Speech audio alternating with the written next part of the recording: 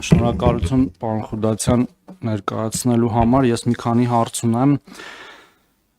որից մի մասը ճանապարհներին է վերաբերում, մի մասն էլ հանքարդյունաբերությանը, որտեղ դուք եք տալիս հանքարդյունաբերության թույլտվության լիցենզիաները։ Ճանապարհների մասով մի հարց խնդրանք առաջարկ։ Տեսեք, պարոն Խուդացյան, մենք հաճախ ճանապարհները կառուցում ենք, լավ հանձնում ենք սպասարկման, բայց հետո սպասարկման ժամանակ նկատում ենք տարբեր թերություններ։ Ես ուզում եմ հասկանալ ինչ մեխանիզմներ կան դա լավարկելու համար եւ արդյոք օրինակ մտածել եք նույն հանրության կողմից մասնակցության հարցը, ինչպես օրինակ Երևանի քաղաքապետարանն է իրականացնում իրենց այդ active citizen հավելվածով, որտեղ մենք ինքներս տեսնում ենք հաճախ ճանապարհներին ինչ որ խոչընդոտներ, հատկապես մանր, որոնք հնարավոր է շատ արագ շտկել, բայց տենց ամիսներով իրանք մնում են, մտածում ես կամ սպասարկողները վաղուց այդ տարածքով չեն անցել կամ անցել են չտեսնելու են տվել։ Նույն ուրիշ հարց էլ այդտեղ սատկած կենդանիների հարցն է, երբ որ կիլոմետրը մեկ մի հատ շուն, կատու, չգիտեմ, այլ վայրի կենդաններ, էլ հակասանիտարական վիճակը էլ չեմ ասում։ Այդ մեկ որպես հարց, պարոն Խուդացյան, սպասարկման մասով մի հատ ենթահարց, որը ես այդտեղ արդեն երևի 4-րդ տարին է տալիս եմ, բայց տենց էլ չգիտեմ, պատասխանը դրական երբ եմ ստանալու, երբ ենք դադարելու ներկել ճանապարհները բաժանող բետոնները, որը անիմաստ ծախս է եւ աշխարհում գրեթե ոչ միտեղ չի իրականացվում, այլ տեսանյութեր եմ հրապարակել եւ այլն, ու ավելին ասեմ, այդ ներկելը ավելի շուտ է փչացնում այդ բետոնները, քան թե չներկելը, եւ դրան ավելի երկարատև եւ էժան լուծում կա անդրադարձիչները դնել եւ սպասարկել այդ անդրադարձիչները։ Այս ճանապարհների մասով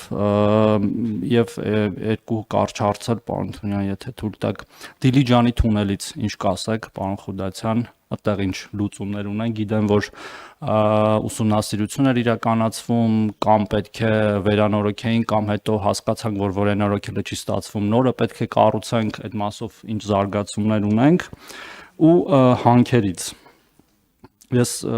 սենց ոչինչ չէ, որ սենց տալիս եմ, հետո պարոն Խուդացյանը պատասխանի պարոն Թունյան մի քիչ շատ։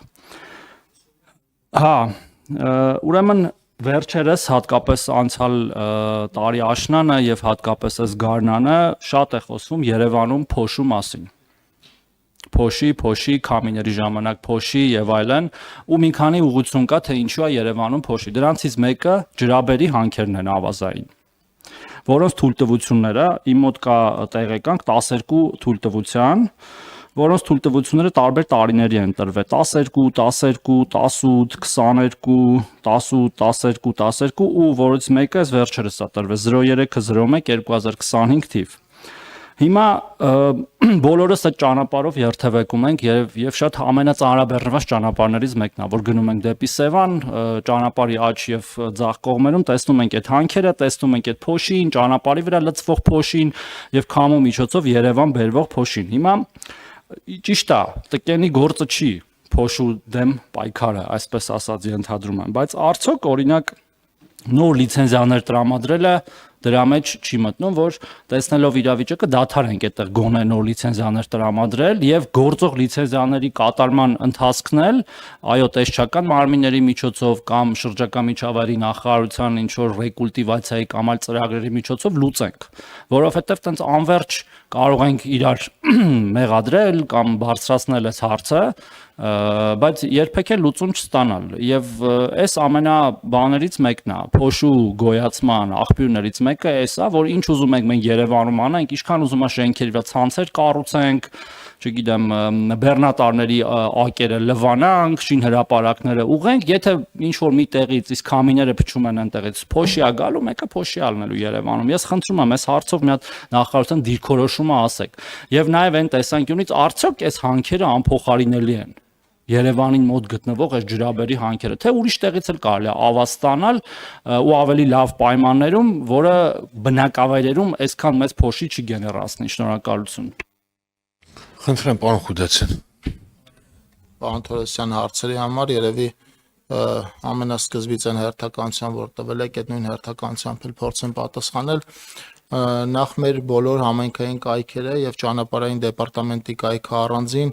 ունի այնպիսի հնարավորություն, ինչպիսին մոտավորապես տալիս է ակտիվ քաղաքացին, խոսքը նկատի ունեմ հետադարձ կապի ապահովման մասով, չնայած դրան կա վարչապետի հանձնարարական, որ միասնական հարթակ ստեղծեն եւ մեր գործընկերները հիմա այս օրերին աշխատում են այդ ուղղությամբ եւ կարծում եմ մոտակա ամիսների ընթացքում մենք եւս միասնական հարթակ կունենանք, որը կկապի ուրեմն հանրապետության տարբեր համայնքների տարբեր խնդիրներ եւ դրանց համակարգումը կանի տարածքային կառավարման եւ ենթակառուցվածքների նախարարությունը ներգրավելով հենց ուղիղ համայնքներին եւ նաեւ ճանապարհային դեպարտամենտին, խոսքը ոչ միայն ճանապարհներին է վերաբերվում, այլև տարատեսակ խնդիրներին, որոնք մարդիկ ականատես են լինում համայնքներում եւ համայնքներից դուրս։ Ճանապարհների սպասարկման հետ կապված պիտի ասեմ, որ երկու տեսակի իրավիճակ ունենք, առաջինը ճանապարհներ, որոնք ավարտվել են եւ օրենքով սահմանված կարգով հանձնվել են ճանապարհների սպասարկման, այսինքն այնտեղ մրցութային գործընթաց է եղել պայմանագրերի շրջանակներում, իսկ այդ պայմանագրերը ներառում են ինչպես մաքրություն, այնպես էլ կողմնակների հարդարում, ըստ անհրաժեշտության փոսային նորոգման աշխատանքներ, ամառային եւ ձմեռային սպասարկման աշխատանքներ գծանշում, այդ մասով որտեղ ունենք պայմանագիր իրավիճակը բավականին լավ է, չնայած պիտի արձանագրեմ, որ վերջին 2-3 ամսվա ընթացքում շուրջ 20-ի հասնող ուրեմն կազմակերպությունների չի վճարվել ավելի քան 100 միլիոն դրամ գումար, այդ կազմակերպությունները ստիպված են եղել աշխատանքներ իրականացնել 2 անգամ, են աշխատանքները, որոնք այլևս այդ ժամանակը բաց է թողնված, իրենք չեն կարողացել լրացնել եւ ավելի քան 100 միլիոն դրամ այդ մասով իրենք պակաս են վճարվել, կարծում եմ հետևողականությունը կբերի ցանկալի արդյունքին։ Բետոնների ներկման հետ կապված պիտի ասեմ, ուսումնասիրություն կիրականացնենք անպայման, եթե պարզվի, որ այնտեղ միայն տեսքով է պայմանավորված եւ անվտանգության որևէ կոմպոնենտ չկա, կքննարկենք նաեւ այդտեղ ներկում չիրականացնելու տարբերակը, ելի եմ ասում եմ պարագայում, երբ որ պարզվի, որ դա անվտանգության հետ կապված հարց չի, այլ ավելի շատ տեսքի հետ կապված հարց է։ Դիլիջանի թունելի մասով պիտի ասեմ, մենք այստեղ թունելի հետ կապված երկու տարբերակ ենք քննարկել, առաջին տարբերակը երբ որ պիտի ուրեմն վերանորոգենք, հիմնանորոգենք թունելը, որովհետև թունելը իսկապես նորոգման կարիք ունի, այդ դեպքում դրան գումարվում է նաև Սեմյոնովկայով անցնող ճանապարհը միջպետական ստանդարտների բերելը, որը լրացուցիչ ուրեմն ծախս է ենթադրում պետական բյուջեի համար, պիտի ասեմ, որ դա էլ իր հերթին կարճաժամկետ է լինելու, որովհետև հասկանալի է, որ թունելը հետո շահագործումից հանձնելուց հետո մենք այդ ստանդարտներին համապատասխանող ճանապարհ մեծ հաշվով այդպիսի կարիք էլ չենք ունենալու, որովհետև ինչպես հիմա այնպես էլ թունելի շահագործման հանձնելուց հետո հիմնական երթևեկությունը դեպի Տավուշի մարզ անցնելու էր թունելով։ Այս երկուսի պարագայում, այսինքն թունելի հիմնանորոգում գումարած Սեմյոնովկայի ճանապարհի միջպետականի ստանդարտներին բերելը նույն ֆինանսական հետևանքներ առաջացնելու բյուջեի համար ինչ որ նոր թունելի կառուցում է եւ մենք այս պահին արդեն պիտի ասեմ, որ որոշում ունենք Դիլիջանի թունելի անմիջապես կողքով նոր թունելի կառուցման նախագծի վրա ենք այս պահին աշխատում, առաջիկայում ավելի կոնկրետություն կունենանք, թե կոնկրետ որ հատվածով կանցնի թունելը, բայց այդ մասով վերջնական որոշում ունենք, դրան զուգահեռ թունելը հիմա ընթացիկ նորոգման կենթարկվի, որը հնարավորություն կտա երթևեկը պահպանել այնքան, ինչքան անհրաժեշտ կլինի մինչև նոր թունելի կառուցման եւ շահագործման հանձնելը, որից հետո գոյություն ունեցող թունելը կմնա որպես երկրորդ թունել, այսինքն վթարային իրավիճակների համար եւ այսպիսով այդտեղ էլ անվտանգության մակարդակը էականորեն կբարձրանա։ Ավազի հանքերի ու ընդհանրապես ընդերկօգտագործման մասով պիտի ասեմ, որ վերջին ընթացքում բավական պակասել է նոր լիցենզիաների տրամադրումը, ես այս բանի ձեռքից տակ կոնկրետ համեմատական չունեմ, բայց խոստանում եմ անպայման փոխանցել ձեզ, մենք մետաղական եւ ոչ մետաղական հանքերի մասով հիմա խիստ վերահսկողություն ենք իրականացնում, առաջին հերթին լիցենզիա տրամադրելուց մեծ ուրեմն ուշադրություն ենք դարձնում ռեկուլտիվացիայի ծրագրին, այսինքն եւ դրա հետագա պահպանմանը, պիտի ասեմ, որ ավազի հետ կապված այո այդպիսի մտահոգություն կա, բայց մտահոգությունը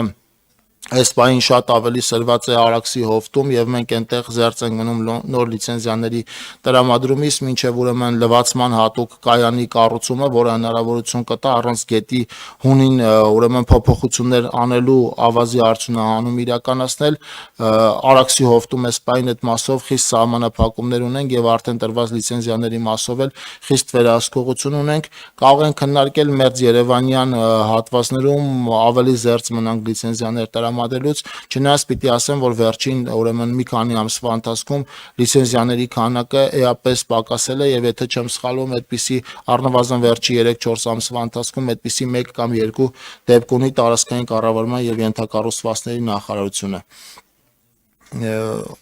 Ոնց որ թե մյուս հարցերին անդրադարձա։ Շնորհակալություն, պարոն Խուդացյան, ես կարճ արձագանք եմ, տեսեք, ուրեմն վերջի լիցենզիան ավազի տրվել է 03-01-2025 թիվ, այսինքն հունվարի 3-ին, դրանից առաջ տրվել է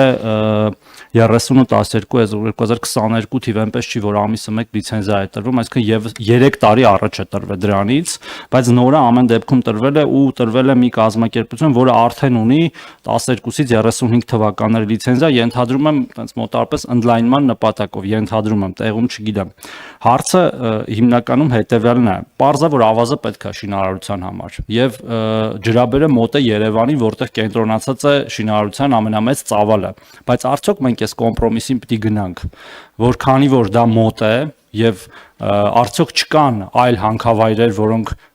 ոչ միջպետական ճանապարհի վրա են, ճանապարհն էլ է այդտեղ, ոչ ինչ որ լանդշաֆտն են փոխում կտրուկ։ Դուք տեսնում եք այդ սարերը ոնց են տենց ամիսների, տարիների ընթացքում իջնում, այդտեղ շուտով հարթավայր է լինելու, ոչ թե լեռնային լանդշաֆտ։ Եվ մենք չենք կարող ուղղորդել նույն այդ հանքարդյունաբերությունը ուրիշ տեղեր, որոնք ավելի ընդունելի կլինեն նաև բնակլիմական եւ այդ շմագի տեսանկյունից։ Ասում եմ, նաև Երևանի պես քաղաք Հայաստանում դժբախտաբար չկա, որտեղ լավ կլիներ, որ փոքր քաղաքներ ունենայինք ավելի շատ, քան թե մի հատ միլիոնից ավել, բայց այդպես է ստացվել։ Ու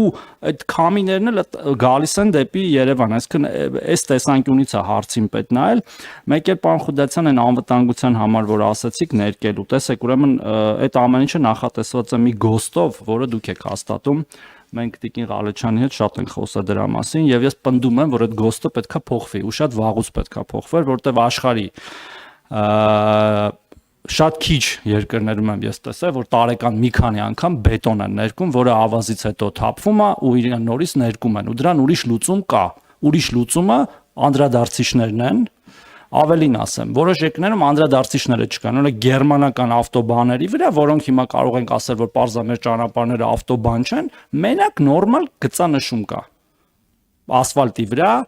լավ սպիտակ ներկ, նույնիսկ այդ բետոնների վրա այդ անդրադարձիչներն էլ չկան, որտեղ փորձը ցույց է տվել, որ դա անիմաստ է։ Մենք Երևանում դա տեսնում ենք հաճախ ու Երևանի գործընկերներն ասում են, լավ, ինչ է Կիսակով,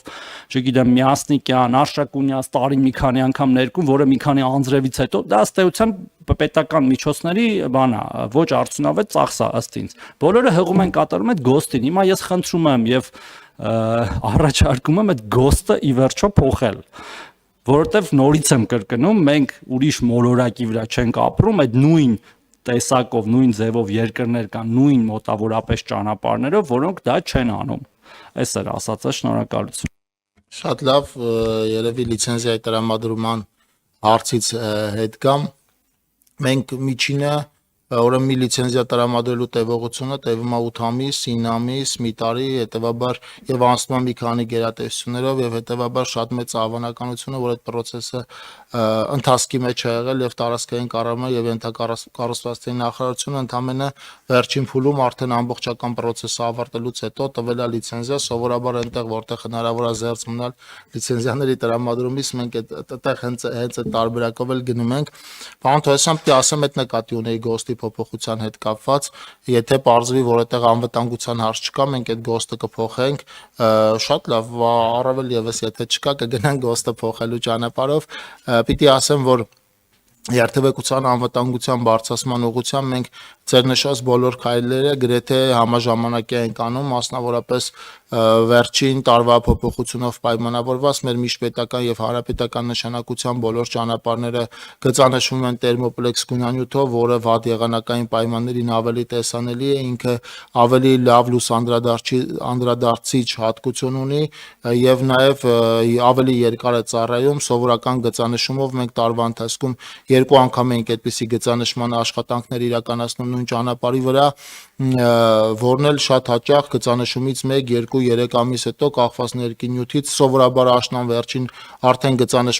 գծանշված նորմալ ճանապարհներ չէինք ունենում եւ մինչեւ գարնան սկիզբել, քանի չէր օրերը տաքացել եւ առաջին գծանշումը անում, այսպիսով տերմոպլեքսը այդ հարցի լուծումը տալիս է։ Լուսանդրադարձիչներ իհարկե մեր միջպետական եւ հանրապետական նշանակության ճանապարհների բազմաթիվ հատվածներում մանավանդ այնտեղ որտեղ կան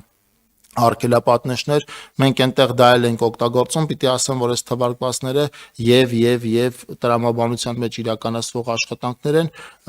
ելի պիտի ասեմ, եթե գոստի հետ կապված անվտանգության նկատառում գործընկերները չտեսնեն, մենք այնտեղ այդ փոփոխությունը կանենք, համաձայն եմ։ Չմոռանաք հավանել տեսանյութը եւ բաժանորդագրվել Civic AM-ի YouTube-յան էջին։